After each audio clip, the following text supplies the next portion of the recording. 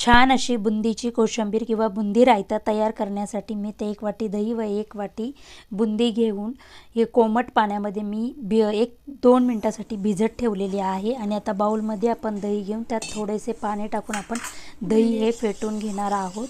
आणि आपली बुंदी भिजलेली आहे। आता आपण ही गाळणीने गाळून ही बुंदी आपण दह्यामध्ये टाकून घेऊया आणि एखाद मिनिट हलवून आपण मसाले टाकूया।